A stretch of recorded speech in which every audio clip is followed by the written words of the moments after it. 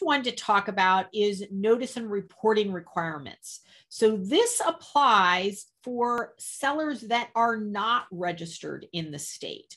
And so there are various different provisions that exist. And this really is an outcome of the Quill case, the discussion about due process, that if you have that minimal connection, then the state can't require you to collect the tax, but they can require you to provide information to them about your customers so that they can go and collect the tax. So when we look at these different provisions, some of them are pretty innocuous and really just say you can't advertise that no tax applies and that you have somewhere on your order form or order page on your website in your FAQs that the customers have a use tax obligation. Some of them are very, very basic like that.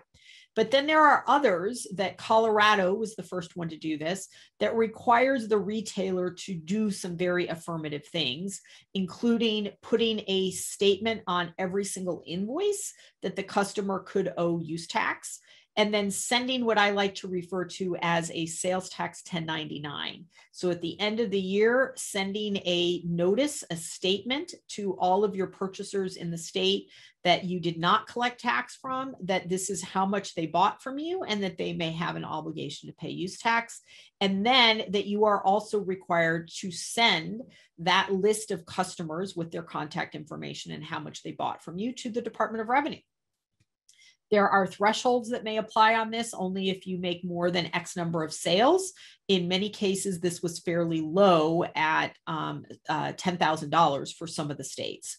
And some of the penalties are quite egregious. For example, Colorado's included a per invoice penalty of $5. So every invoice that you sent out that didn't have the required language on it was subject to a $5 penalty. Every customer that you didn't send the annual statement to, it was, I believe, a $5 penalty. And every customer that was left off the annual report to the state was another $5 penalty.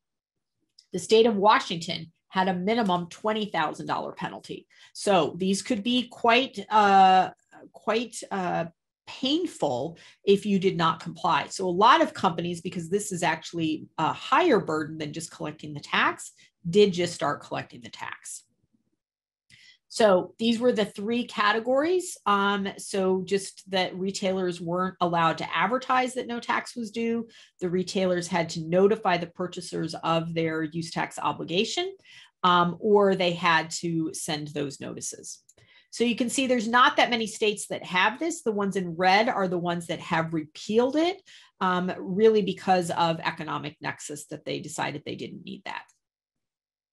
And so then Colorado is the case that started it. So we've got the history of what happened there, and then the other states that have.